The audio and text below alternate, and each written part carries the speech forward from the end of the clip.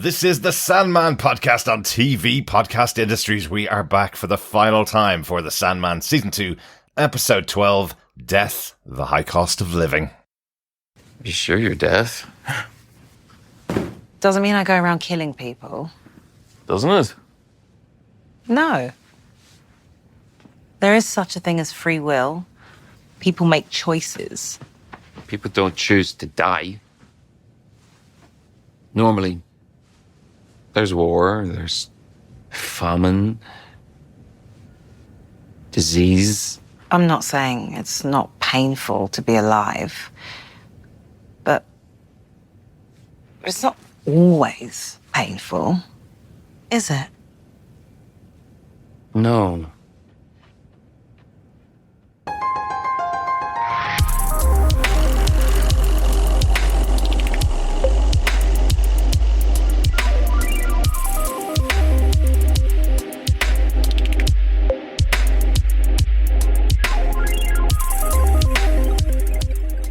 Welcome back, fellow dreamers, to TV Podcast Industries. We are back for the final time on the Sandman Season 2, Episode 12, Death, the High Cost of Living. I am one of your hosts, Derek. Hello there, fellow dreamers. I am one of your other hosts, John. Great to be coming to this particular episode of The Sandman. I've heard a lot about it. I was kind of stressing that this wouldn't be any kind of wrap-up for the story or any setup for a Season 3 or anything like that. This is a special episode focused around death, specifically based on a 3-issue arc of the comic books called Death, the High Cost of Living that came out in 1993. So this was not going to have any big connections to the rest of the show that we've covered for the last 23 episodes of the podcast. Yeah, absolutely. Yeah. Good stuff. So we will chat all about it to close out our coverage of this excellent Netflix series. And I just realised after all of these years that's covering it, my name being Derek means that I could have been a member of The Endless. You have to have a D name. You do? Don't you? So this is Destruction, this is Death, this is Delirium, this is Dream, this is Derek. You know, absolutely. What aspect of The Endless does he Oil, petrochemicals. Yeah, he can be used as a crane whenever you need to. So, there Excellent. You go. It's only taken 24 episodes for that one, John. Yes, it has taken that long for that joke. But, oh no! I know. I've been waiting. It's been It's been a very deep series, John. So I've forgotten a lot of jokes. But it has been fantastic to have you, our fellow dreamers, with us for such a long and majorly extended period, particularly on the second season of the show. Yes, many apologies for long, drawn-out, dreamlike coverage, if you will, of this second season of The Sandman. Yeah. But we're glad that you've stuck with us. We're glad you sent through the feedback. We love getting your thoughts. Absolutely. And of course, we love discussing The Sandman. It just so happened we had to do a hell of a lot of other stuff in between, both on the podcast and, of course, in life itself. The thing that pays all the bills, yes. Yes. So I'm glad you have stayed with us, fellow dreamers. And we look forward to having you join us over on TV Podcast Industries, where you can listen to all our other shows. If you want to do that, you can head on over to our website at tvpodcastindustries.com to see what we're up to. And you can subscribe on any dreamlike or nightmarish podcast player of your choice. And of course, for all the different TV that we cover, we love to get your thoughts and theories. And so you can send in any feedback by email to feedback@tvpodcastindustries.com, as well as join our Facebook group for all the spoiler-filled comment posts that we put up for the TV shows that we cover. Just head on over to facebook.com/groups/TV Podcast Industries. But I think with that, let us get into our spoiler-filled discussion of episode 12 of Season 2 of Sandman, Death, the High Cost of Living. Absolutely. Absolutely. Of course, as we mentioned throughout the series, the executive producers for this show are Allan Heinberg, Jamie Childs, and David S. Gore, and the director of each of the episodes this season has been Jamie Childs. For this episode, the teleplay was written by Neil Gaiman and Allan Heinberg. Very clearly, if you've ever read the issues of the arc Death, The High Cost of Living, you will notice this is almost verbatim. Some changes because it's no longer 1993, and some changes for some of the characters, but for the most part, this is very much the text that's in those 3-issue comics. So great to see that brought to life. But that is why Neil Gaiman, of course, has his story credit on here. Literally, the lines that he wrote in the comic book are spoken by the actors here on screen. So you absolutely couldn't remove his credit from that. It would be completely disingenuous to do that. So I'm glad he at least has the credit on this episode. Yeah, absolutely. Yeah, makes sense. Yeah, as the creator of the show. And John, do you want to tell us what they gave us with your synopsis for this final chapter to the Sandman, Death, The High Cost of Living? Sure. Journalist Sexton Furnival writes a suicide note to his ex-girlfriend Sylvie, convinced that the world is heading to an inevitable end.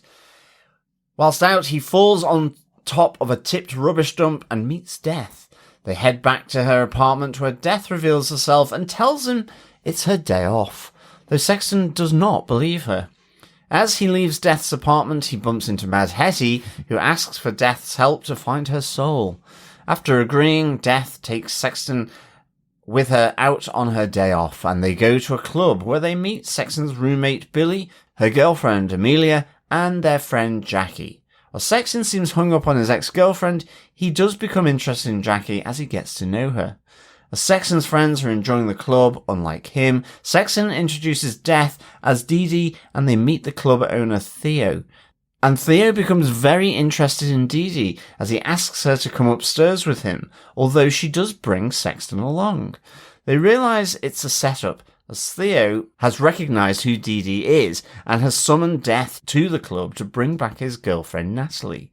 They try to talk to a distraught Theo, who ends up falling and injuring himself before being taken to hospital. The next day, Dee Dee buys a locket and asks Sexton to give it to Hettie. Dee Dee suddenly dies after her day off, and Hettie reveals that the locket contains her soul, with it containing a picture of her daughter inside. Once back at home, Sexton asks Jackie out, while Dee Dee wakes up in Death's realm and tells Death she loves mortality and doesn't want it to end. So Death takes a day off? She certainly does. Yeah. Yes, I really, really enjoyed this whole concept, actually. Mm-hmm. It's not what I was expecting, which was really good, I think. And lots of kind of possibilities here about whether Sexton was dead after he had fallen off the pile of rubbish that had been fly-tipped. Was it really her day off? I mean, there's a really good thing where she actually withdraws the hand as Sexton is going to kind of shake it and thank her for sort of freeing his arm from a fridge after he'd fallen from the rubbish. And then she goes, oh, actually, it's my day off. It's okay. But she doesn't actually shake his hand. So you're suddenly then going, okay, it's her day off, but is it still Death? And you know, if she does touch anyone, they will die, and she will take them and take their soul. So I kind of liked how you just, well, is he dead, Sexton? Is he not? And then, of course, at the end, you have the death of Dee Dee, or the death of Death. Well, yeah. Yeah, in a sense. Like this replicant almost, kind of. This mortal version, this corporeal form of Death, who has literally just been born, but takes the same form as Death, and that's why it's so excitable, dying. That all of that was just like, okay, that's really good. Yeah. What I've always loved about this story, and what I've always loved about the Death arcs and the Death moments, is this character overall was fantastic in the comic books, brought to life really well by Kirby playing the role throughout these 2 seasons, and now having her own special here telling this story of the high cost of living. But one of the elements that I've always loved about Gaiman's writing is that it can be read in many different ways, and it's intended to, and I don't think there are any real answers here to any of those questions that you have, John. I think there's a very real possibility that when Sexton's down at the tip there, the order of the way he does things and ends off falling over the side, and then the first person that arrives on the scene is Death, that makes me think that Sexton is dead at the beginning, even though there are those moments of her saying, well, don't reach out for my hand because I'll take your life, and then realizing, oh, actually I'm on my day off. It just all is a bit coincidental. I think this may be the last moments of Sexton's life, as a possibility. But then again, you wouldn't have the story, and at the end of the episode, Sexton is alive, so that wouldn't have happened. So I just wonder, was he accompanying her for a while, and then she granted him life again?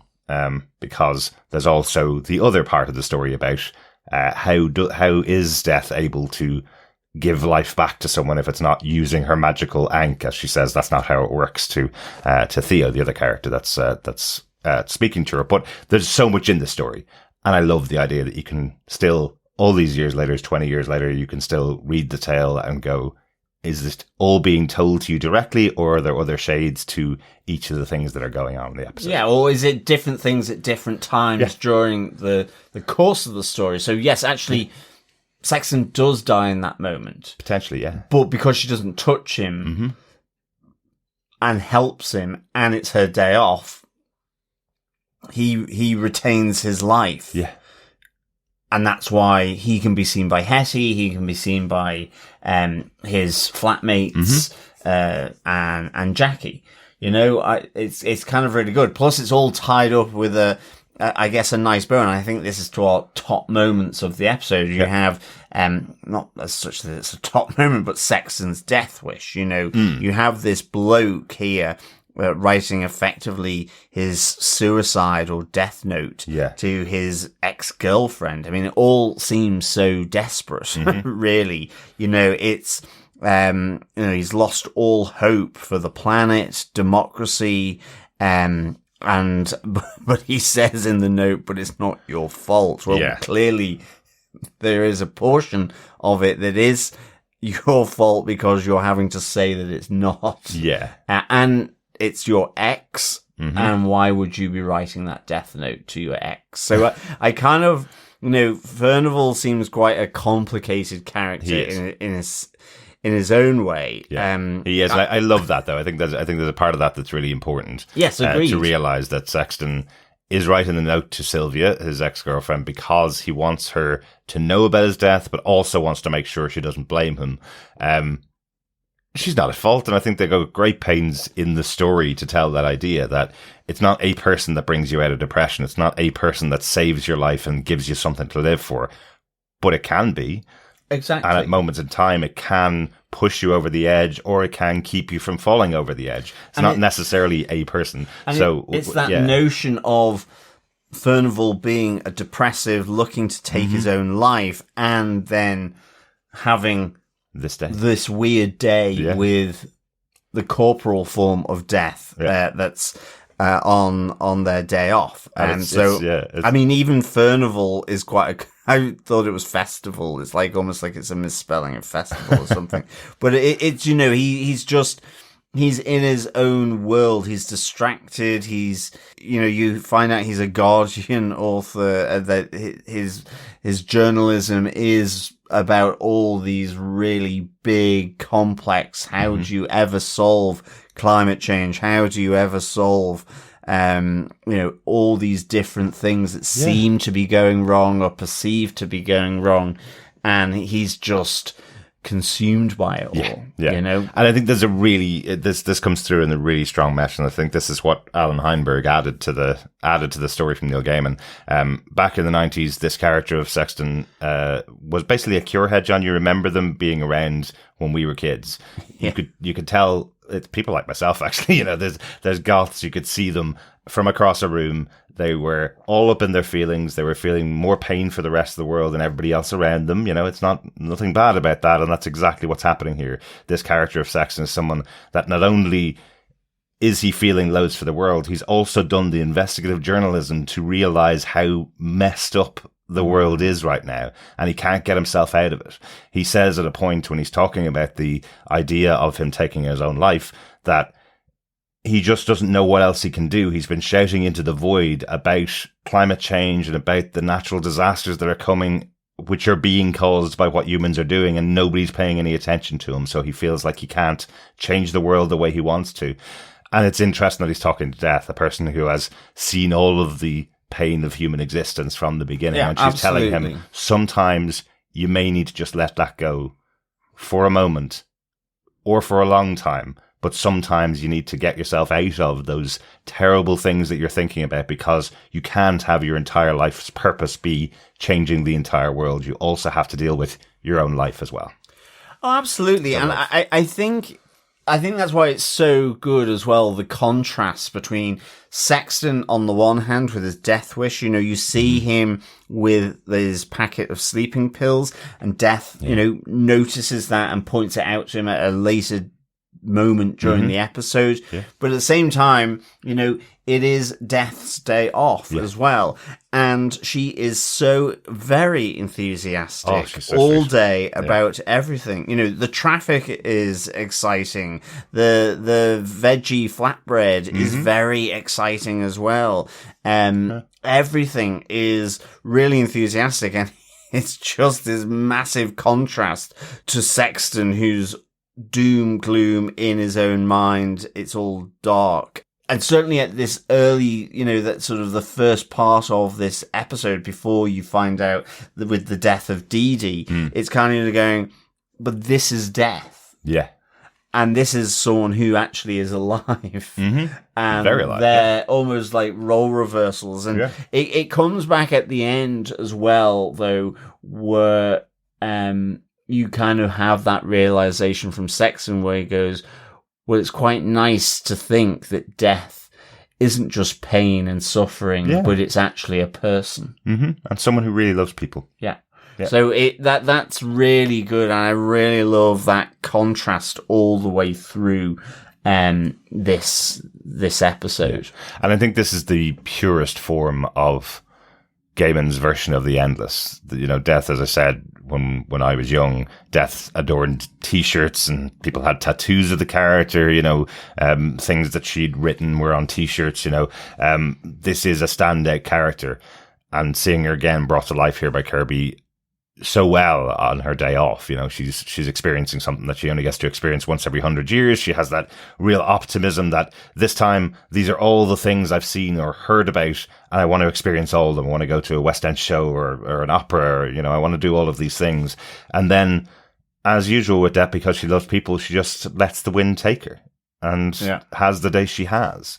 And then mourns the fact that she didn't enjoy the day that she had, because that's the only day she's going to have. She's not going to come back tomorrow and be able to redo it like everybody else that lives on the planet.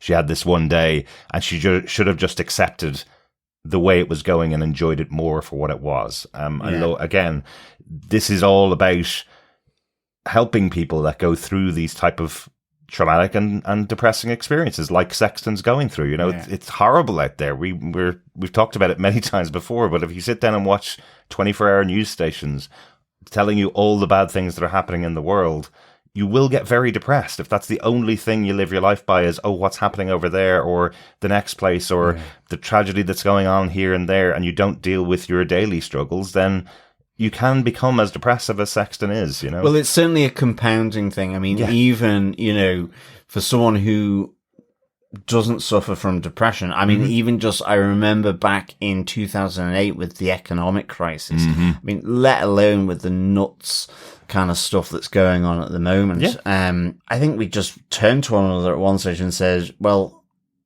I can't watch the news anymore. It's the same thing over and over again. It's beating me over the head with negativity. And then it sort of morphed into rich people blaming not very rich people for the economic crisis. And I was just like, I can't actually stomach to watch this anymore. It's just more bad news on bad news. And now all of a sudden, you know, those people who should be held responsible for it are trying to loosen their accountability from it. And it was just like, anyway, that's another story. Well, absolutely. But it feeds into what you're saying, that compounding effect. Yeah. And also, does tell you how appropriate this story is for now and how resonant this story is still now, even though it was written in 1993 and this episode came out in 2025. We're talking about moments throughout our lives where the world has seemed massively, overwhelmingly bad, but things have to carry on. You have to take your decision to step away from it sometimes to experience all the other things that the days have to offer, you know? And again, another note on death herself, and Sexton's reaction to her. You know, he talks to her about the idea that death is the skeleton with the scythe, effectively, you know, and Death's explaining to him, well, I'm there with people at the last moment, you know. Death isn't the person that kills people.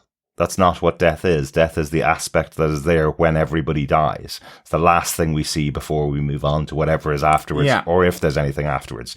So the idea that death would be a person that would come in and attack somebody and take their lives is not who this character is. That's what I love about this aspect of the Endless. No, absolutely. And I think the other thing as well that's really interesting is that, and it is down to the writing, you know, like Death tells Sexton very quickly who they are, you know, and it's interesting that whole exchange is very much, it's almost like,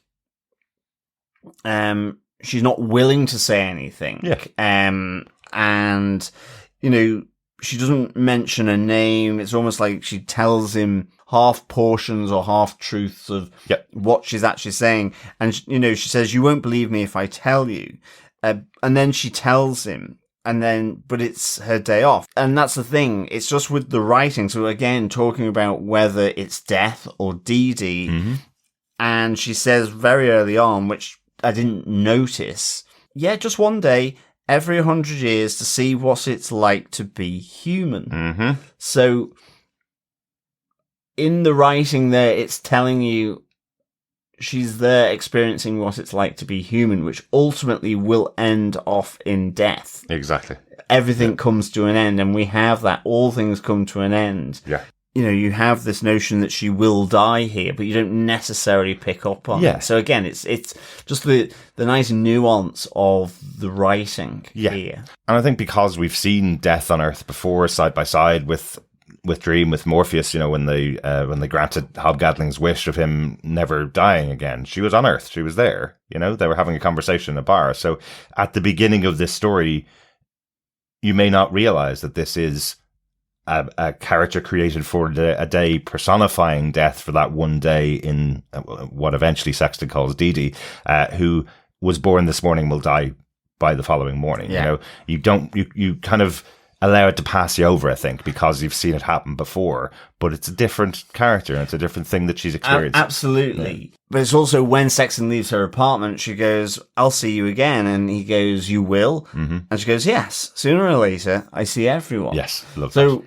Even though it's this corporal form of death called Dee Dee, which is ultimately what the name Sexton gives to her, she knows she's death. Yes. Even though she's human. So I think she's both things, ultimately. Yes, she is. And more than Daniel is now Dream, and more than Corinthian 2 had some memories of the Corinthian and became that. This is a person who has all the memories of death up to yesterday, is a person, a human for one day, and then will become death tomorrow. Yes, maybe. But again, I love this story. I love this concept and this idea of having death on the day off. And I wonder if the reluctance to tell Sexton that her name is Death was because, well, I'm going to get into a whole thing here. I've only got a day on Earth. I don't want to have to be here with a person telling them that I'm actually Death.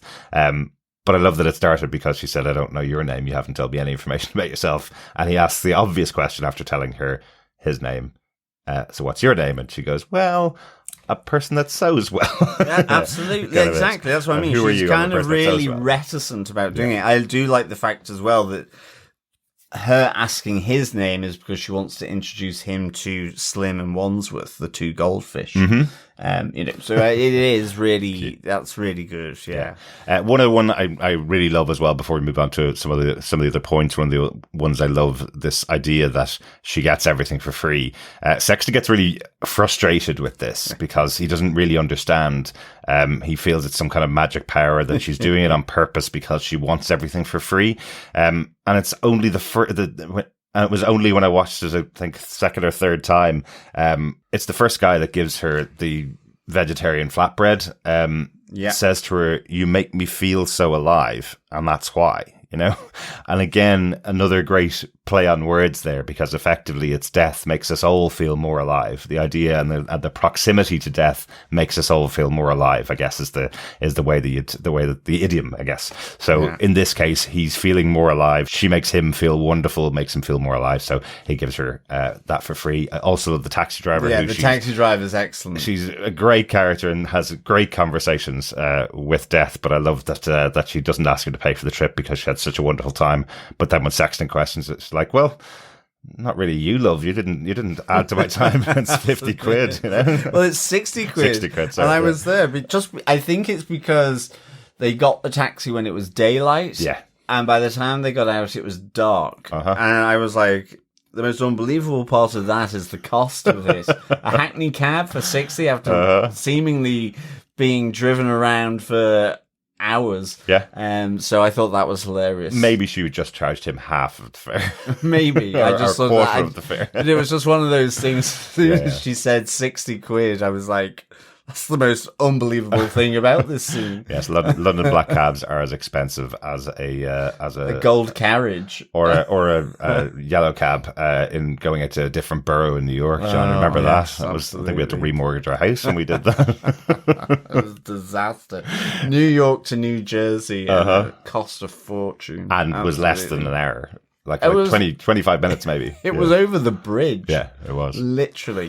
It was a nightmare. But I mean, I think, it is just it's so nicely kind of conceived, the whole thing. I said at the beginning of the episode, this is completely standalone. It comes from a 3-issue arc, Death, the High Cost of Living. It doesn't tie into anything that happened in the previous episodes of Sandman. There's one thing it actually did tie into, and I only realized it after watching this episode.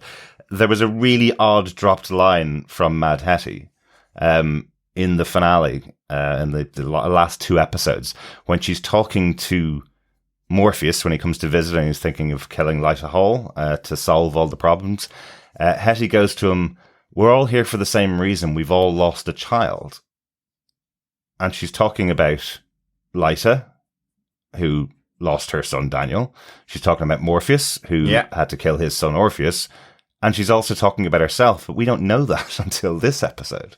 We don't know that she's lost a child until this episode when she's talking about the soul search that she's going through. She wants Death to go on a mission for her to find her soul, and we learn that the soul that she's lost is her daughter.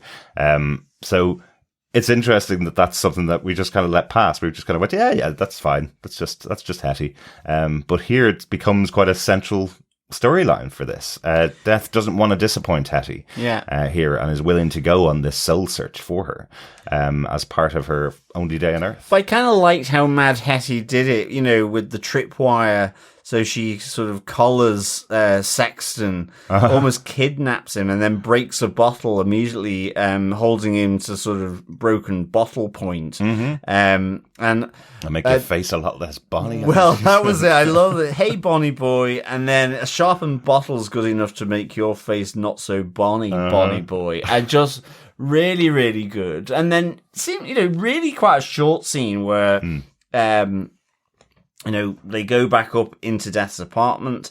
It's kind of, it's you, and Hettie has a job for Death to find her soul because she can't remember where she put it, because she wants it safe from, well, you know who. Yeah. And it's hidden it really, really well. But Death says she will help, and I do kind of like the fact that Sexton becomes really nonplussed about why she hasn't really called the police. This woman, holding him at broken bottle point, as well as then forcing herself into this apartment. Yeah. So all really good, but then, it finishes off really well as well, I think, with Hettie, where she places the 2 pence over Dee Dee's eyes for the ferryman. Yeah, absolutely. Really good and gets imagery. her soul back. Yeah. I love that this is just playing in the background, this concept, and as you say, the idea that Hettie's coming to death to find the thing that she hid from death, because she's the only person that could find it, right? Yeah. Death will always find it. And I love that it plays accidentally at the end. You don't really know why Death decides to pick up a locket instead of picking up a replacement ankh for herself. She picks up this locket, and that's what she gives back, and that happens to be the locket for Hettie that she's been looking for. So yeah, I love this. It's just a little touch of an extra character in the background. We mentioned before that Hettie has become a real favourite character in the show. She's had some great moments in this season of the show, even as a smaller character. But she's always one to look out for. Wherever you see her, there's something interesting going to happen, right? Yeah. No, Mad Hettie's soul search was really good in this episode. Yeah. And she's had some really kind of critical moments throughout this series, so it was good to see her pop up here. Because I think someone pointed out, my comment that she bumped into Lyta Hall in like episode 6 of the show after not being around for ages, and I said, just watch out for her, wait until she comes back, because she had a big moment to come later on in the season. I think I was actually thinking of this storyline that I was hoping it was going to incorporate her back into the show, because I didn't watch ahead. I just know Mad Hettie has a moment in this storyline. So this is actually the one I was thinking of. So I'm really glad they were able to put this into the episode, because Hettie is definitely a favorite character, and it's a very sad moment when she shows what her soul is, and that it is the photo of her daughter in a time long before she was on the streets, in a time long before that she was the ignored homeless lady, and the 800-year-old lady dealing with all the magic in London. She had a very different life in the past, and it's just an indication of that. So, like that. Yeah. A big connection in this special episode, I think, all the way back to the first episode of the Sandman TV show. The two head off to the nightclub that Sexton's been trying to avoid going to, because it's not his type of fun. Love the conversation in the taxi about that, where he's describing all the things he hates about it, and both Death and the taxi driver going, "You're making us want to go. This sounds like a great night out." Absolutely. But when they get there, they have an interesting moment where they meet Theo, the manager, owner, entertainer for the night of the club. And he sees Death's ankh, the necklace that she wears around her, or the sigil that she wears around her neck, and instantly recognizes what it is. The tie back here, because we find out later that actually Theo has done a ritual to bring Death to his place, to this place. The tie back is really, that's what Roderick Burgess was trying to do back in the first episode of Sandman. He was trying to call on Death to bring his son back to life, and ended off with Morpheus, chained and caged for 100 years, trying to get him to bring back his son. But that was all, the original plan was all to get Death summoned. And here, Theo actually has accomplished it. Theo is a person who has attracted Death to her, to his place. So this is the other piece that we were kind of chatting about a little bit after we watched the episode. Is this really Death's day off, or has she been summoned by Theo and his ritual to this place? Is she really following the winds and allowing people to take her where they need to take her, or is she being drawn there by this ritual that Theo has done? Or does it happen to be coincidental that he did this ritual on her day off, and she's already on the planet, so she ended off being drawn there by some mystical powers? It seems like, I think even Hettie's show at Death's apartment seems to be coinciding with the fact that once in 100 years, for one day, Death becomes mortal. So Hettie can approach her to ask this request. But Hettie also knows it because she's seen it 6 times before. Exactly. Whereas Theo has never experienced this before. But Theo did in the room that he takes her along with Sexton to. There is a book. There's various runes and so on the floor. Certainly so a ritual maybe that he's done, he has ritualized it in the correct way. Yeah. So it seems as though, this is the time where death, in a sense, is at least most vulnerable in terms of the corporal form. But death is also more than that. Mm-hmm. Yeah. As I said, for me, it ultimately becomes that death is both Dee Dee and death. Right, interesting. So he certainly recognizes the ankh and the symbol around her neck. Mm-hmm. So it's not by pure coincidence. He has done this and he has seen her. Yeah, as to whether she has been drawn, who knows? But I think she can only be drawn on her day off. Yes, I'll help it along as a possibility. Possibly every single day someone dies and one of their loved ones calls out to have them return to life. And it just so happened on this particular day, Theo did the ritual, along with someone that does it almost every single day somewhere on the planet, and it happened to coincide with Death's Day Off. It could be that as well. So I wonder if it's that, because that's part of it. It's the story also of Theo. We talk about Sexton as being a central character. We talked about Death. We talked about Mad Hettie being central characters, but also Theo here. And I can't ignore the conversation that's going on around him. Sexton says he's a bad person. Sexton doesn't like the fact that he was around Sylvie, his ex-girlfriend. He niggles at Theo about his girlfriend, Natalie, and about the fact that he occasionally cheats on her, or that he uses a lot of drugs because he obviously sells them to the people in the clubs. And there's no way he's selling the things that he's not experiencing himself. It's revealed later the reason he's summoned Death is because, it did go very wrong for his girlfriend. Yeah. She overindulged and she died of an overdose on drugs that he had and drugs that he gave to her. And he's blaming himself for her death. And again, it's Death. She's a person that loves people. She is telling him, don't take your own life over this. She's telling him this is not what it's about. This happens, death happens in a myriad of ways, and you're not responsible for somebody else's death.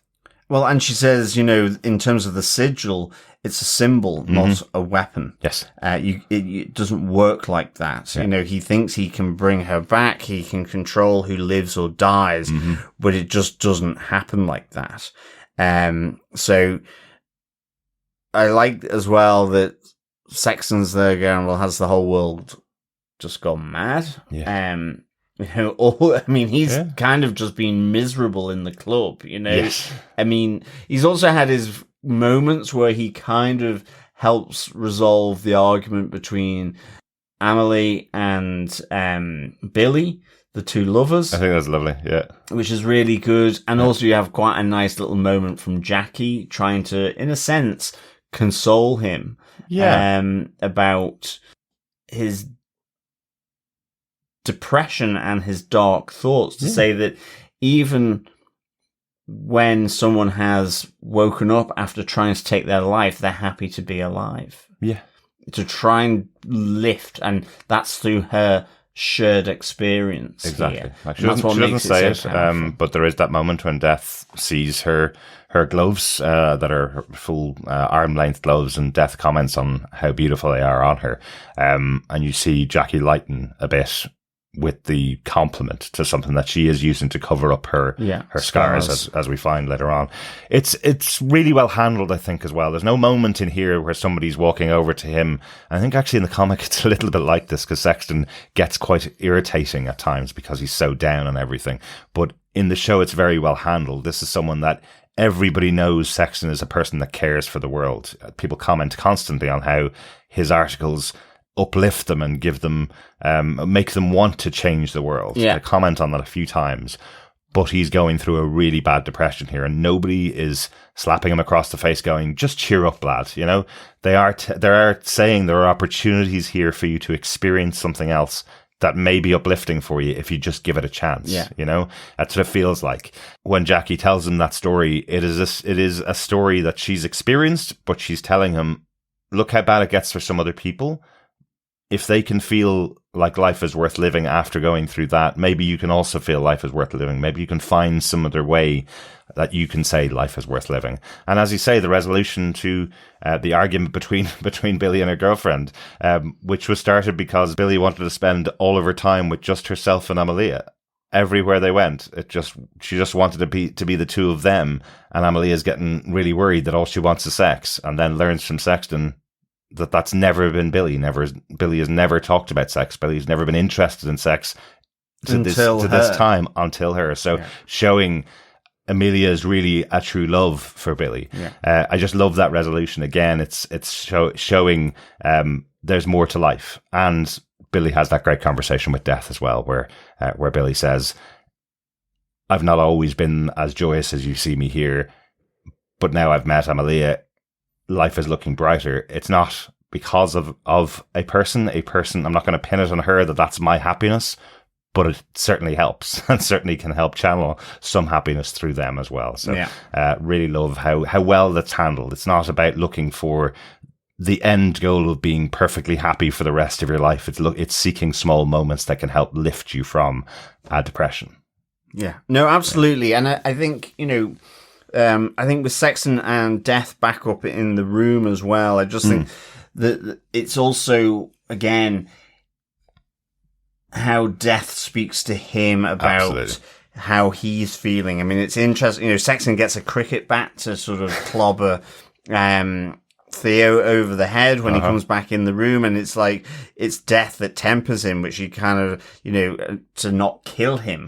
Put that down, you could hurt someone. Which he thinks is amusing that Death would kind of say that. Death also starts talking about, well, there's free will. I have duties, obligations, except for one day when I have this day off. Whereas Sexton has all these problems that become so insurmountable. And what's the point? Why bother? Ultimately, though, she's saying, but there is a free will element here that you can engage in. And in the end, it becomes demonstrated when Theo slips on marbles, which is plan B for Sexton. A gun goes off. Luckily, no one's killed, which is why immediately I thought, uh-oh, Sexton's been shot. Exactly. But he's not.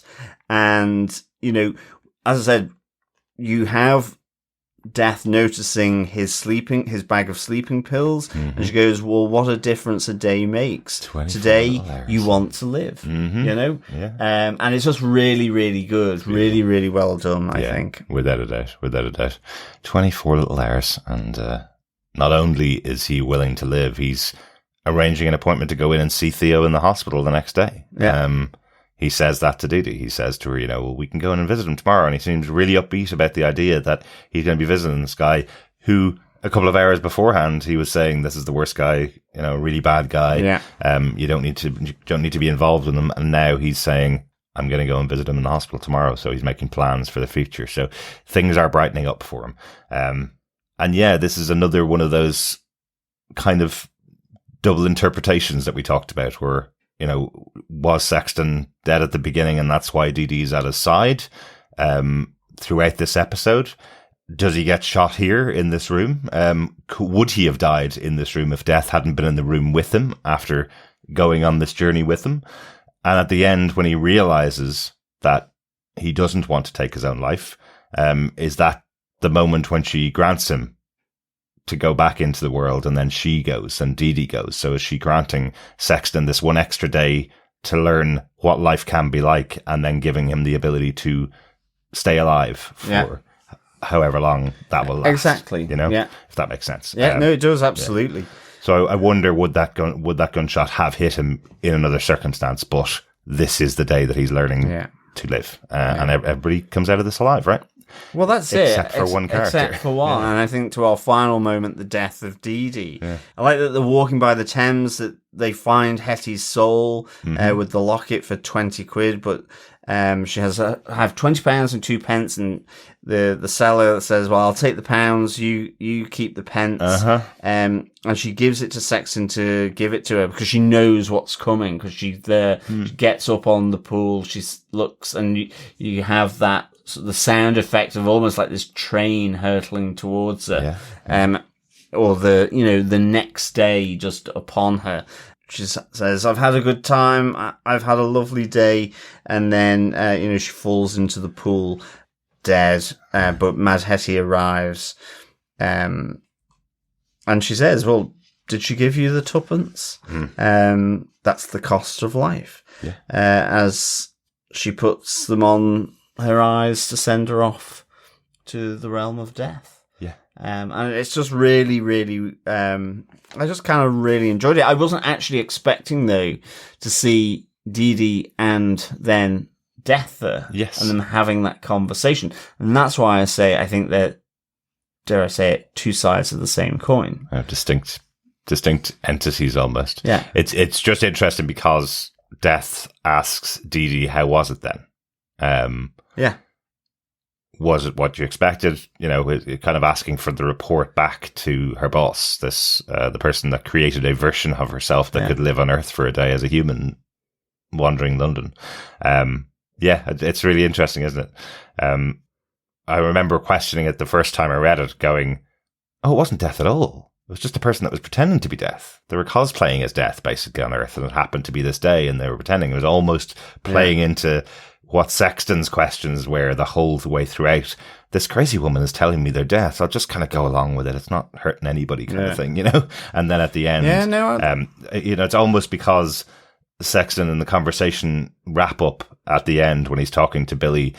They say that she might have had some kind of congenital heart defect that was undiagnosed, and that's why she had a heart attack and died, I think the other good thing about it as well, and it's another reconnection into the last episode, or episode 11, I should say, of the sort of larger dream arc, is when Death and Dee Dee are kind of together there, and you have Dee Dee recollecting and sharing the experiences of the day. You have them say, "It always ends. That's what gives it value." Yes, which is again another just tie-in to what was the core message of the 11th episode, which was really good, I thought. Yeah, and at the same time, then you have Jackie and Sexton sort of igniting a flame of or a spark of a relationship there. Via a cup of tea. A cup of tea. That's how every British relationship starts, isn't it, John? Yes, so. We went for a pint. Or a pint, yeah. A pint, a cup of tea. Yeah. Scone. Or a scone, yeah. But we swapped the way we said that there, just for anybody paying attention. But I said it the wrong way. There's one other important thing that Sexton does, which is deletes the email to his ex as well. So he has one last thing to do before he has a cup of tea with Jackie, which is to delete that email. So he is now on a path of, well, the future's unknown, and I don't really mind that too much. Yeah, exactly. And I think the specific line in the episode from Death that I think is my favourite description of the whole thing is, she says to him, "I'm not saying it's not painful to be alive. It's just not always painful." Yeah. Just sums the whole purpose of the episode up for me. I love it. Yeah. Love it. Really good. Any other notes, any other points that you want to make about the episode, John, that we haven't really talked about here? The only thing for me is I do like the fact that at the fly tip, it is a book by John Wyndham, Day of the Triffids, that captures the eye of Sexton. Yeah. Really love the author John Wyndham, big fan. Great book, great book. And so, yeah, that was a nice little touch, which I thought was interesting. And part of the reason why in this telling of the story I had that feeling that this wasn't real was because it's tying back to Sexton's apartment. When he's sitting at his desk, he has the Penguin books around by him. He also has a Superman statue. He follows the Penguin books from the Triffids to another couple of books that land them on top of a fridge. And on the fridge is a Superman symbol. Magnet sitting on the fridge. He moves that, and that's what makes him fall over. So it's just the connections back to what's in his home, leading him to this tip and his potential death. It all seemed a bit odd and a bit out of place. Also, nice placement of Superman in there because this is a DC property, so interesting that they have a little bit of Superman in there. Yeah, no, absolutely. I also thought his T-shirt was pretty cool as well. It was very cool. I had to show John the panel from the comics because that's the exact T-shirt that Sexton in the comics is wearing throughout this day with Death as well. So they replicated it for the show. It's kind of cool. So yeah, no, it is really. It's kind of cool logo. Yeah, fantastic. So that's all from me. Yeah, great stuff. We are on the last and final entry into the Sandman series on Netflix. So overall, how would you rate this final episode, John?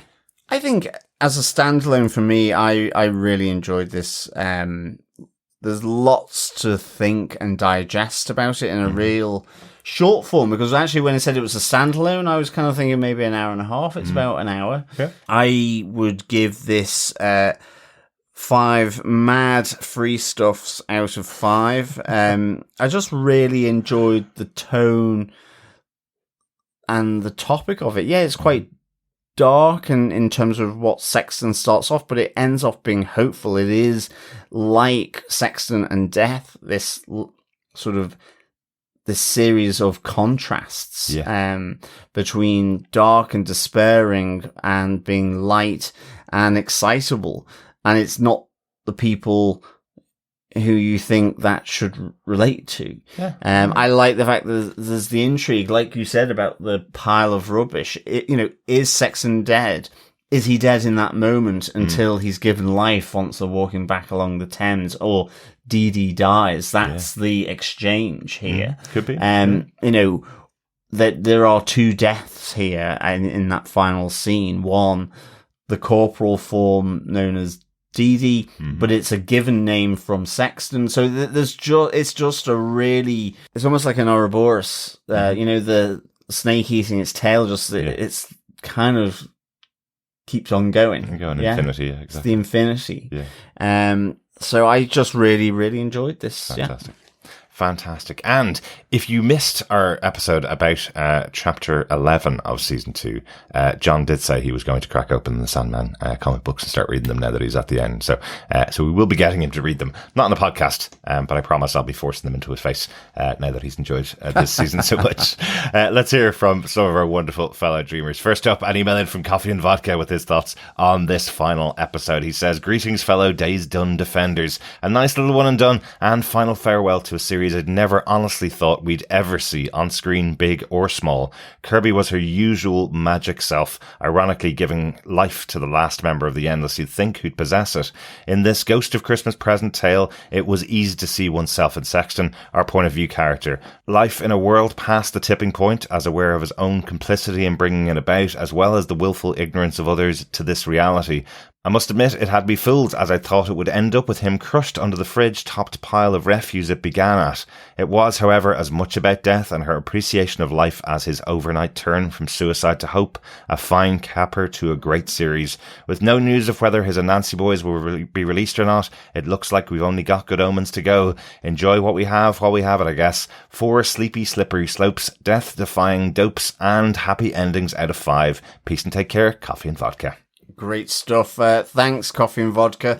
Yeah, absolutely. The ending was a real sort of surprise for me. Yeah.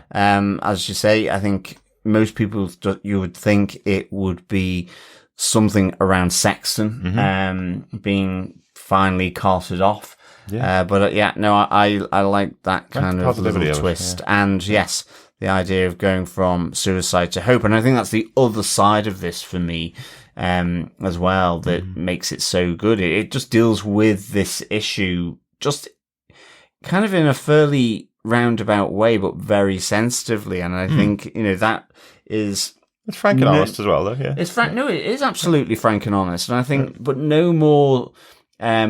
so then with Jackie's alternative perspective that she provides to Sexton, which is actually worse than what he's lived. Yeah. And absolutely. Yet there she is, life embodied. Yeah. So it's just really, really enjoying herself and has dancing to do as well. Yeah, exactly. Yeah. And hopeful. So really good. Thanks, Coffee and Vodka. Absolutely. Thanks, Coffee and Vodka. It did remind me also of another death story. when I was reading the Sandman comic books, there was a little pamphlet that Neil Gaiman had produced of death, teaching people how to use a condom to avoid the AIDS crisis that was so prevalent in the 80s in the UK and the US. I think it was the first ever real piece of informative media I'd ever seen about the AIDS crisis and how to protect yourself from catching the virus at the time. And it's so interesting. That's how closely connected Gaiman was at the time to the community. You know, he wanted to do something specifically to reach out because of how bad it had gotten. You know, absolutely, and using death to do it. Yeah. Great stuff. Over on Facebook, Mindy Megan says, "This was a lovely bonus episode. Kirby as death is nothing short of incredible. Seeing her pop up in Dead Boy Detectives was such a treat. As someone who has gone through a big loss in the last year, I found a lot of comfort in her depiction and the idea of death greeting someone with a smile and a kind face. This season was a lot. I don't know that I loved it as much as I loved the first half of season 1, but I'm very sad it's ending. All of the Endless were phenomenal. I don't think there's a better dream in the world than Tom. Also, I was most looking forward to seeing Delirium, and she didn't miss a beat. I hope there's a future where a different company could pick up the show with the same cast, like Lucifer, without it being tainted by the you-know-what. As always, love you lads, and you're my favourite emotional support watchers." Excellent stuff. Thanks, Mindy. I'm so glad we can be your emotional support watchers as well for the Sandman and anything else that we cover that you also follow. Always here to help. Yeah, absolutely. Sorry it's been so long. I think this was released about 14 weeks ago from the night that we're recording. Yes. So we hope you listen, Mindy, because it's great to have your thoughts, and absolutely completely concur with you that Kirby as death is just really, really good.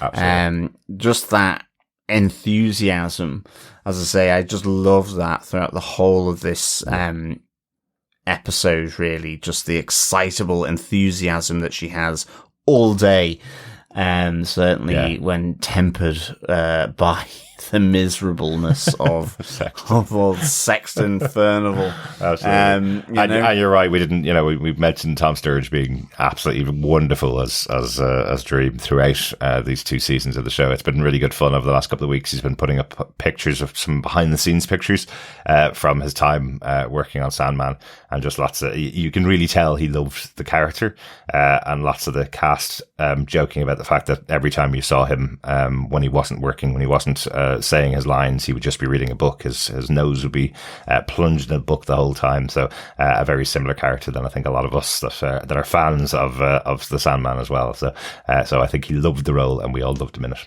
Definitely. Yeah, excellent stuff. Thanks so much, Mindy. Also over on Facebook, we have Dr. Bob Phillips, who says, "This was such a phenomenal final flourish.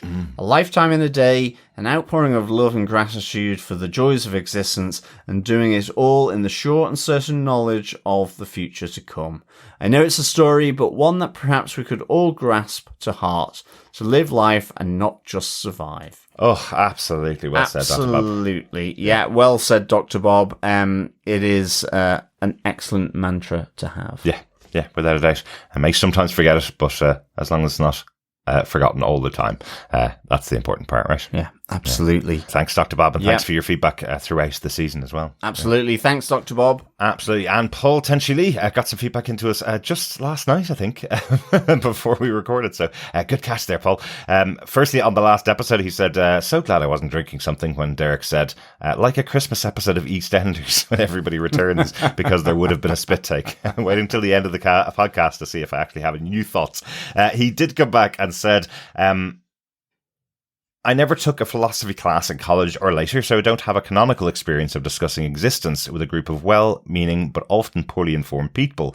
But I have sat around groups of people discussing comics, science fiction, RPGs, generally, and other niche topics. Plus, I was on Usenet from the mid-80s to mid-90s. Kids, ask your nerdy parents or grandparents, and this feels like the start of one of those types of threads.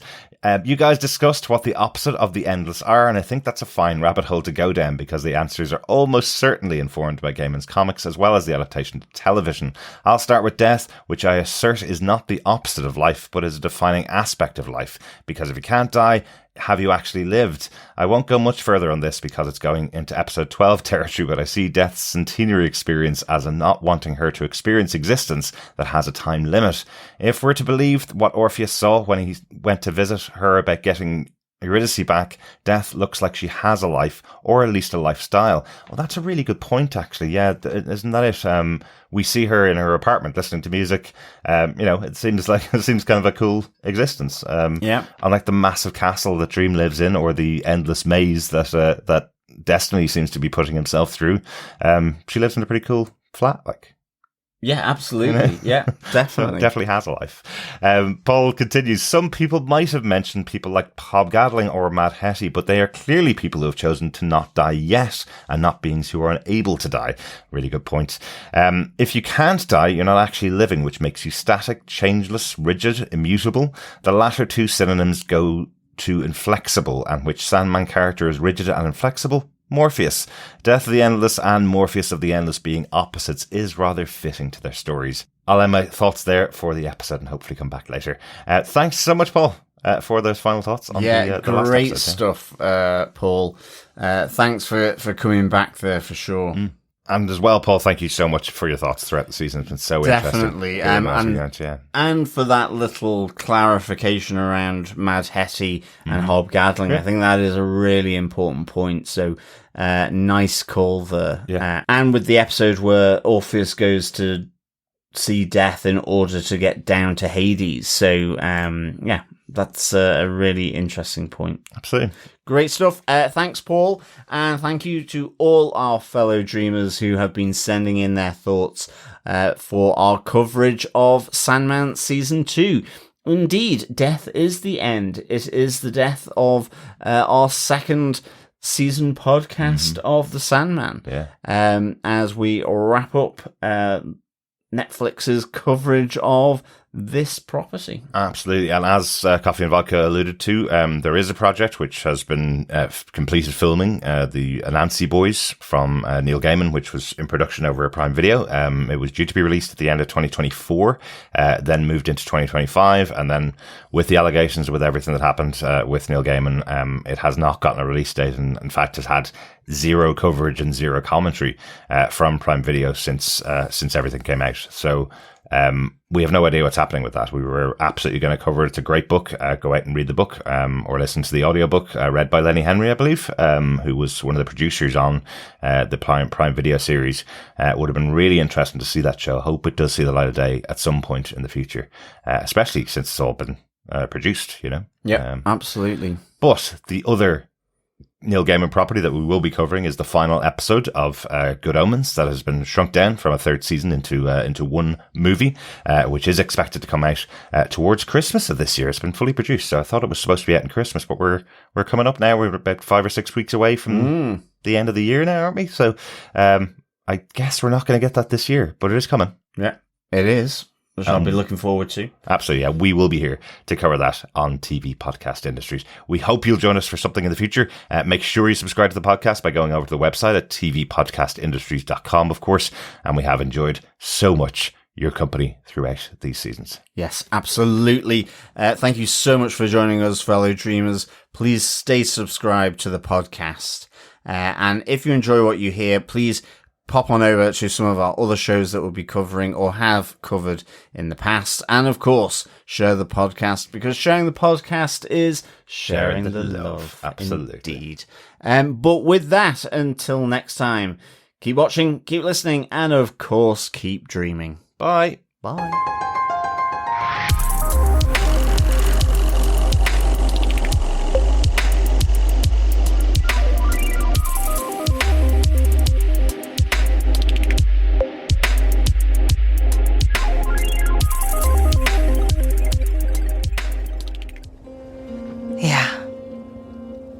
How was it?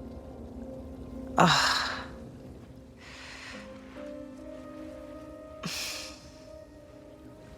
It was wonderful. It was filled with people. I got to breathe and eat and dance. I only wish it didn't have to end like that. It always ends. That's what gives it value. When you get to be alive, even for a day, well, it's really only one way to stop living. I suppose so. Was it worth it?